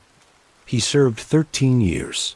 He was released in the early 1990s on medical grounds, at an age and in a physical condition that made him no longer a realistic threat to anyone. He was assisted in obtaining his early parole by a medical malpractice lawyer and former Delaware homicide prosecutor named Charles Brandt, who had been retained by the Philadelphia mob to facilitate Sheeran's release. Brandt had previously served as the first state's chief deputy attorney general. He had been a serious prosecutor, not a mob mouthpiece, but he had moved into private practice and taken criminal defense clients. And this particular client had been introduced to him by people associated with the Bufalino world. Brandt got Sheeran out, and the friendship that formed between them in the process, between the retired hitman and the retired prosecutor, 2 men who understood the machinery of law and violence from opposite ends, would eventually produce the most significant criminal confession in American history, or the most sophisticated fabrication, the question of which is still, 30 years later, unresolved. There is something deeply specific about the quality of silence that surrounds very old, very ill men who have done terrible things. It is not the silence of peace. It is not the silence of resolution. It is the silence of a man who has been carrying something so heavy for so long that the carrying has become the entire substance of his days. And the weight is the thing that proves he is still alive. And he is terrified of what will happen when he finally puts it down. Frank Sheeran was released from federal prison in the early 1990s and moved into a nursing home in Westchester, Pennsylvania. He was in his 70s. He had cancer. He had arthritis so severe that it had robbed him of most of his mobility. The enormous physical presence that had made him so effective at his work, the 6 feet 4 inches, the 200+ pounds, the stillness that communicated more than most men's words, had been diminished by age and illness into something more ordinary. He was an old man in a nursing home, and the world he had moved through was mostly gone. His family did not know what he had done. His daughter Dolores, one of his 3 daughters by his first wife Mary, would later describe reading the manuscript of Charles Brandt's book and turning each page with growing horror. She did not want it to be true that her father had killed Jimmy Hoffa. She had loved her father in the complicated way that children love fathers who are not always present and not always safe and not always honest about the nature of their work in the world. She knew he had not been a saint. She had seen enough of his life to understand that it existed in a darkness she had not fully mapped. But this, the specificity of it, the betrayal of it, the detail of 2 bullets in the back of a friend's head, this was more than she had been prepared for. Sheeran gave Charles Brandt access to 5 years of recorded conversations. Over that period, from the mid-1990s to Sheeran's death in December 2003, Brandt recorded and transcribed Sheeran's account of his life in extraordinary detail. The methodology was that of a former prosecutor, systematic, careful, designed to identify inconsistencies and push past them toward the truth that lay underneath. Brandt later said that Sheeran was tormented by what he had done to Hoffa, that the Catholic conscience that had been instilled in him by his parents at Our Mother of Sorrows Church in West Philadelphia, the Irish Catholic faith that had been the bedrock of his family's identity, had never been fully silenced even by decades of professional killing. The Hoffa murder sat differently from the others. The others were men he had not known, or men he had known professionally, or men whose deaths were acquired by the logic of the world he operated in, and which carried no personal attachment. Hoffa was his friend, and the betrayal of that friendship was the stone that had been sitting at the bottom of whatever he had, where other people have a soul. The confessions covered 5 main areas. First, the Hoffa killing. As described in detail above, the road trip with Bufalino, the motel conversation, the flight to Detroit, the parking lot, the house on Beaverland Street. Second, the Gallo killing at Umberto's Clam House, Sheeran's account of being sent by Bufalino, walking into the restaurant, shooting Gallo's driver, following Gallo out the door, shooting him in the street. This account, as discussed, is contradicted by multiple other sources and is among the most disputed of Sheeran's claims. Third, the Bay of Pigs weapons run, driving a truck from Baltimore to Florida in 1961 with weapons for the CIA's anti-Castro operation, meeting David Ferry, delivering to E. Howard Hunt. Fourth, the broader context of the JFK assassination, Sheeran's account of Hoffa's belief that Kennedy's murder was sanctioned by organized crime to remove Bobby Kennedy, and Sheeran's claim to have transported weapons that may have been connected to the conspiracy. He was careful in this area to frame things as knowledge rather than direct participation. Fifth, an accounting of approximately 25 to 30 murders committed during his career, some with names, some without, all delivered with the matter-of-fact quality of a man recounting professional activity, rather than confessing to individual moral crimes. He genuinely could not remember the exact number. Brandt published, "I Heard You Paint Houses," Frank the Irishman.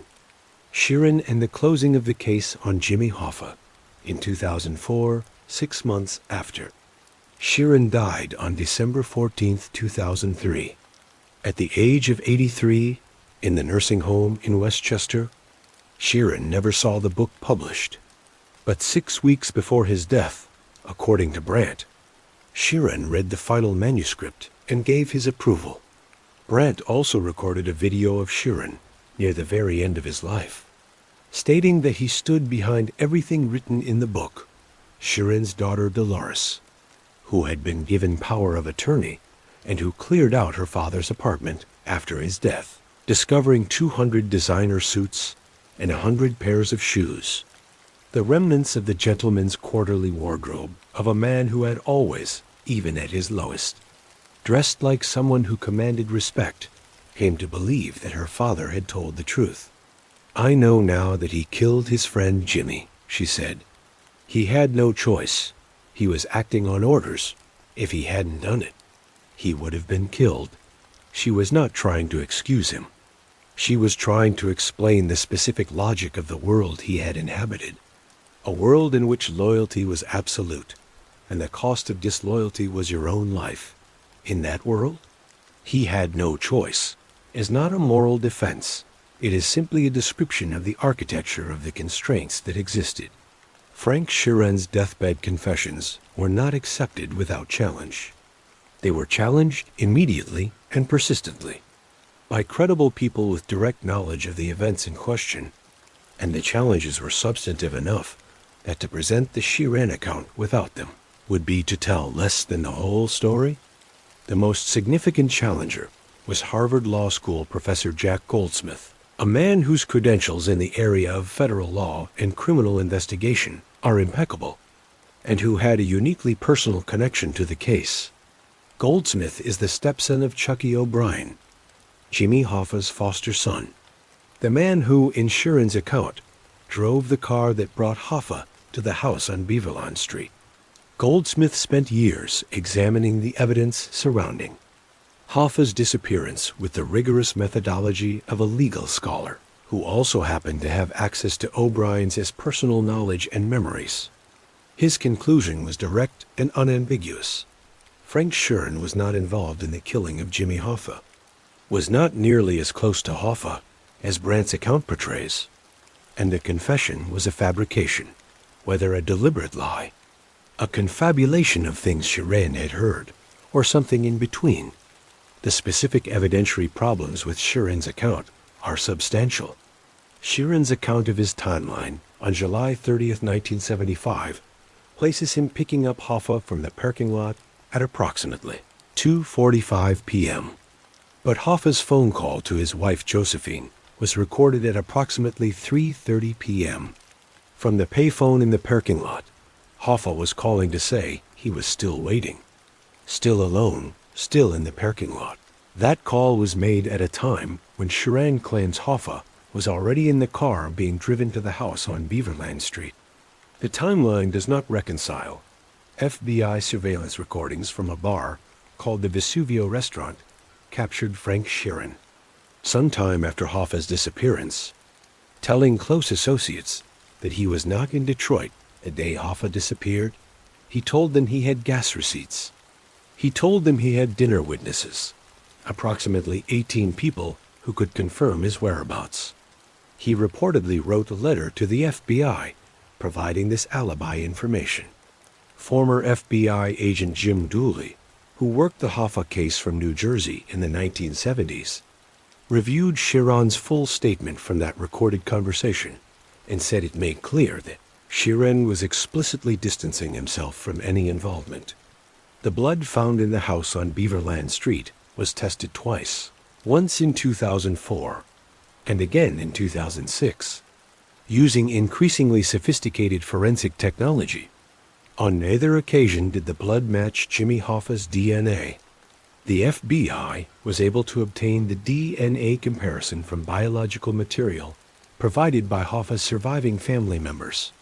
The blood in the house did not belong to Jimmy Hoffa, Nicholas Gage, a former New York Times reporter who covered the Mafia for years and wrote extensively about organized crime. described Brandt's book as the most fabricated mafia tale since the fake autobiography of Lucky Luciano 40 years ago. Gage was not a sensationalist. He was one of the most respected mob journalists of his generation, and his dismissal of the book carried weight. Even Martin Scorsese, whose 2019 film brought the Sheeran story to the widest possible audience. 10 Academy Award nominations, starring Robert De Niro, Al Pacino, and Joe Pesci, made on a budget of approximately $160 million, and widely considered one of the greatest mob films ever made, was careful in his statements about the truth of the underlying account. "This is not Frank Sheeran in the film," Scorsese said. "It's some character we all created." Robert De Niro echoed him. "We're not saying we're telling the actual story. We're telling our story." Charles Brandt, who wrote the book and whose lifetime of work as a prosecutor and author is bound up in the credibility of the confession, insists that Sheeran told the truth. He points to the internal consistency of Sheeran's account, to the FBI's own early designation of Sheeran as a suspect, to the book's corroborating details and the woman who identified Sheeran at Umberto's. The two positions, Brandt's absolute conviction and Goldsmith's absolute skepticism, cannot both be right. And 50 years on from the parking lot of the Machu's Red Fox, the evidence available does not definitively settle the question. What we are left with is this: a man who claimed on his deathbed to have committed one of the most famous crimes in American history. A man who had, demonstrably, spent decades killing people for money and loyalty. A man with a Catholic conscience that, by all accounts, had been working on him for years. And a man who may have been telling the exact truth, or may have been placing himself at the center of a story that was simply the grandest stage available to him at the end of a life that had always been about operating in the largest possible theater. Every story that involves power and violence eventually arrives at the question of what is left when both are gone. Not legacy in the sense of monuments and institutions and things that carry a name forward, but legacy in the more honest sense of what a life leaves in the world and in the people who knew it and were shaped by it. Let us account for the people in this story. Jimmy Hoffa vanished on July 30th, 1975, and was officially declared legally dead on July 30th, 1982. His case remains open. The FBI has never stopped investigating his disappearance. It has excavated sites in Michigan, New Jersey, and elsewhere, acting on tips that have continued to arrive for 50 years. A field in northern Oakland County, Michigan, suggested by reputed gangster Tony Zerilli in 2013 as a possible burial site, was investigated by the FBI that same year. 3 days of excavation, no human remains. In 2004 and 2006, the house on Beaverland Street was forensically examined. No match to Hoffa's DNA. The search continues, and will likely continue until the last person with any possible knowledge is dead, which means it will never be conclusively closed. His son, James P. Hoffa, took over the Teamsters presidency in 1999 and led the union until 2021. The son spent decades in the shadow of the father's legend, trying to rehabilitate the union's reputation, fighting the federal oversight that had been imposed in 1989 as a result of the corruption that Hoffa's era had embedded in the organization's structure, and navigating the complex emotional inheritance of being the son of a man who was simultaneously a labor hero to millions of truck drivers and a symbol of everything corrupt about mid-century American power. Russell Bufalino was convicted in 1978 of extortion and conspiracy to murder, in a case that also touched on the larger conspiracy surrounding Hoffa's disappearance. He served several years in federal prison, was released due to age and health, and died on February 25, 1994, at the age of approximately 90, in Good Samaritan Hospital in Scranton, Pennsylvania. He was, to the end, a man of absolute silence. He never commented on the Hoffa case, on the Sheeran confessions, on any of it. His crime family, formerly known as the Northeastern Pennsylvania crime family, informally as the Bufalino crime family, continued to exist, in diminished form, and appears in FBI files to this day. Anthony Tony Provenzano was convicted in 1978 of the 1961 murder of Anthony Castelletto, a Teamsters official who had opposed Provenzano's leadership. He died in federal prison in 1988 at the age of 71, without ever being charged in connection with Hoffa's disappearance, though he remains one of the most widely suspected participants in the conspiracy that killed Hoffa. His name appears in virtually every serious account of the case. Anthony Giacolone, the Detroit Mafia figure who was one of the two men Hoffa believed he was meeting at the Machu's Red Fox, was never charged in connection with Hoffa's disappearance. He continued to operate in Detroit organized crime and died in 2001. His son's car was the vehicle used to collect Hoffa from the parking lot. According to Sheeran's account, a detail that implicates the family deeply in the logistics of the killing. Whatever Giacolone's direct role may have been, Frank Fitzsimmons served as Teamsters president until his death from lung cancer on May 6, 1981. He was president of the union for approximately 14 years in total, first as acting president during Hoffa's imprisonment, then as full president after Hoffa's enforced removal from union activities. His administration was as corrupt as Hoffa's, without the complicated mitigating factor of Hoffa's genuine commitment to the material welfare of the workers he represented. Fitzsimmons was simply a man who enjoyed the access to power and money that came with the position, and used them accordingly. The International Brotherhood of Teamsters was placed under court-supervised federal oversight in 1989 as part of a consent decree resulting from the RICO prosecution of the union's leadership.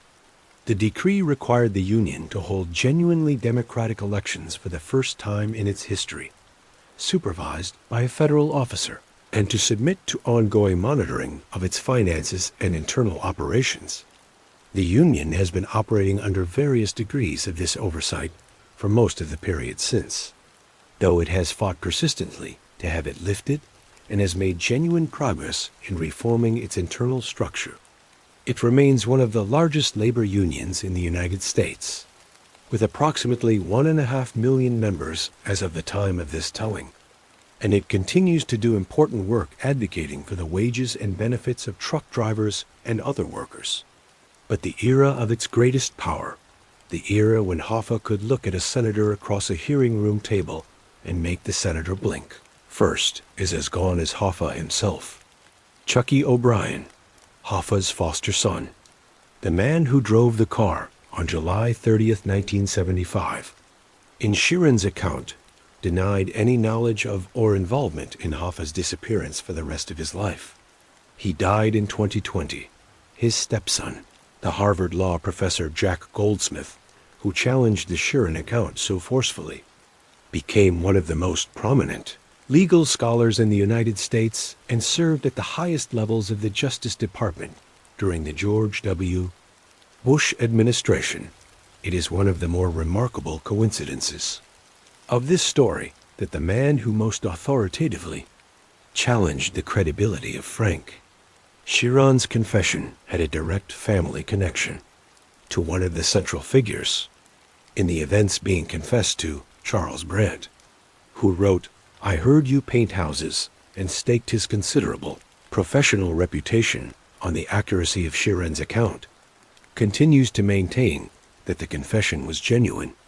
He has pointed to the internal consistency of Sheeran's account across 5 years of recorded conversations, the consistency that he, as a former prosecutor who had spent his career identifying lies and finding truth, found convincing.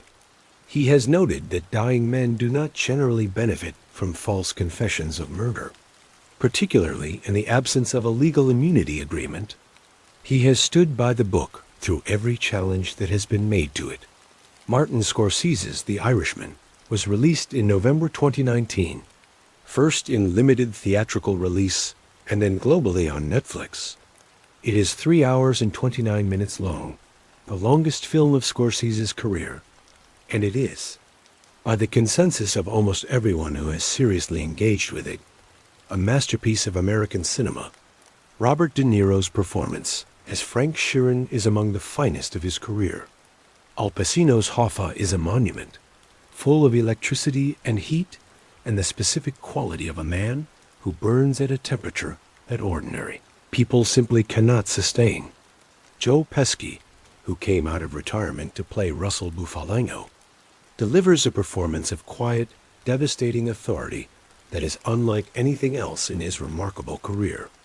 The film received 10 Academy Award nominations and won none. The nominated categories were dominated by other films that year, but its standing in the history of American crime cinema is secure and growing. Frank Sheeran was buried at Holy Cross Cemetery in Yeadon, Pennsylvania, on December 17, 2003. His grave is plain. There is no monument to the magnitude of what he claimed to have done. No marker that identifies him as anything more than a man who was born and died and left, according to the official accounting, a modest material legacy of 200 suits, 100 pairs of shoes, and a confession that may be the most important unsolved criminal admission in American history, or may be nothing more than an old man's final, elaborate story. His daughter Dolores, who cleared out his apartment and discovered the suits and the shoes and the jewelry that represented the one area in which Frank Sheeran had never tried to be invisible, said that despite the horror of what she learned from reading the book, she was grateful for one thing, that her father did not die the way most of his associates had died. He chose his own time to go after confessing his sins to the person he trusted to hear them. After reading the manuscript that would carry his account into the world, after living to 83 years old, an extraordinary age for a man in his profession, in an era when the men around him were dying of federal prosecutions and mob hits, and the ordinary violence of the world they had chosen. Most of his associates died horrible early deaths, Dolores said. I am eternally grateful he didn't die like that. There is a question that this story raises, and which no amount of historical investigation fully answers. It is not the question of whether Frank Sheeran killed Jimmy Hoffa. That question may never have a definitive answer. It is a different question, a more uncomfortable one. What does it mean to be good at killing? Frank Sheeran was good at it, not in the way that soldiers are made good at it through training and conditioning, and the specific dehumanization of an enemy, though he had been made good at it that way first.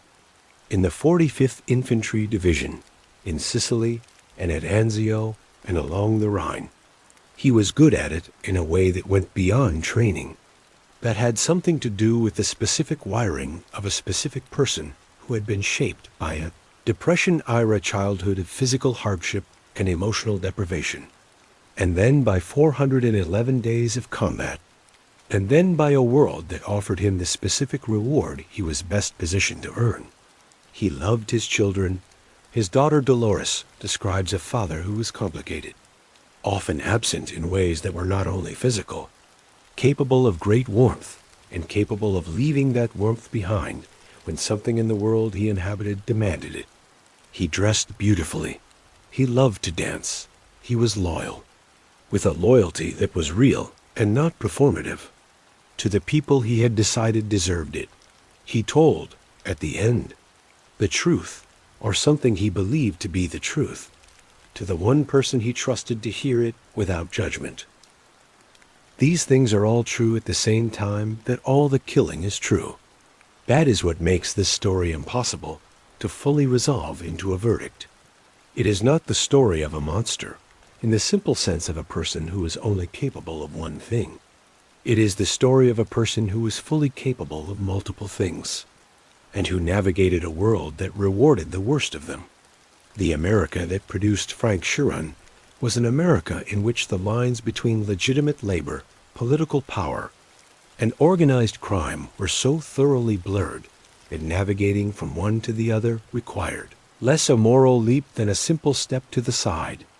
The Teamsters built the material life of millions of American workers, drivers, who could buy houses and send their children to college because Jimmy Hoffa had negotiated wages that the market would never have produced voluntarily.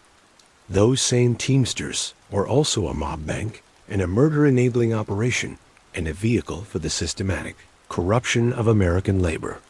Both of these things are completely true, and Frank Sheeran existed inside that double truth, doing real harm in the service of real good, and real good in the service of real harm, and eventually doing something that was only harm. In a house in Detroit that erased everything else. The paint dried a long time ago, but some stains never really disappear. Frank Sheeran is buried in Yedden, Pennsylvania. The neighborhood is quiet. The grave is ordinary.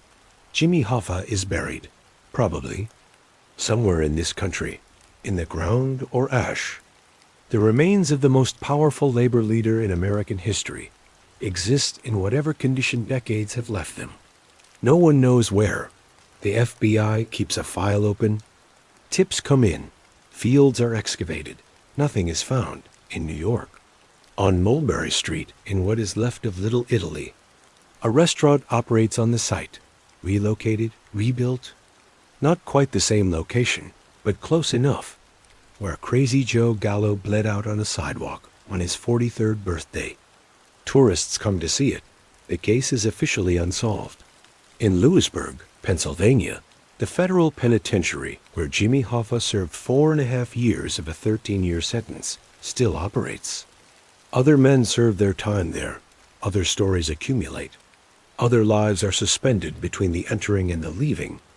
In Philadelphia, in Darby, the neighborhood where Frank Sheeran grew up during the Depression is changed and unchanged at the same time. The houses are the same. The streets are the same. The Catholic churches are still there. The air still carries the faint industrial quality of a place that exists in the margins of bigger stories.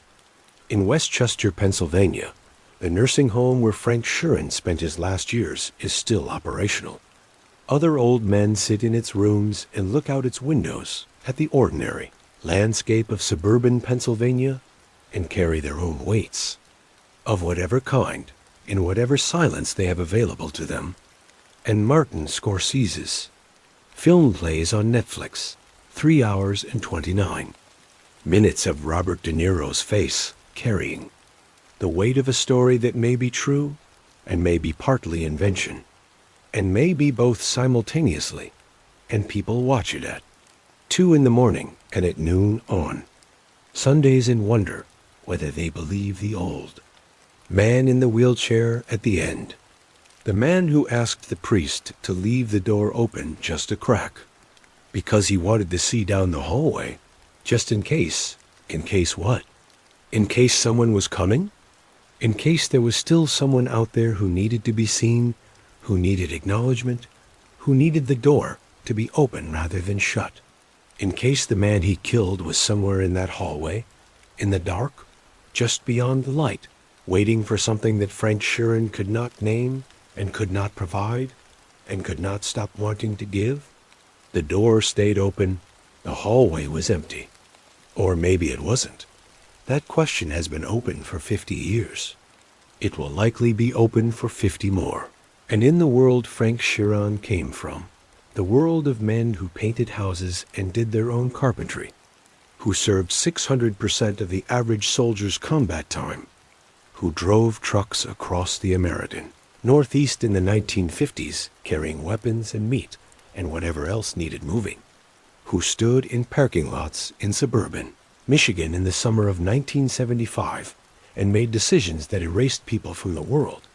In that world, the only certainty was that someone had to do the job. Someone always had to do the job. Frank Sheeran did his.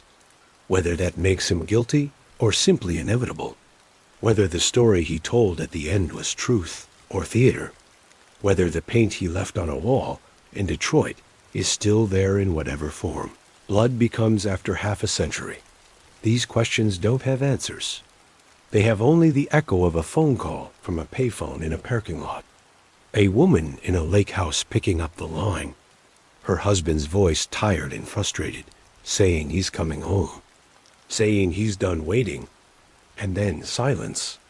And that is the true story of Frank the Irishman Sheeran, a boy born in poverty in Darby, Pennsylvania, on October 25, 1920.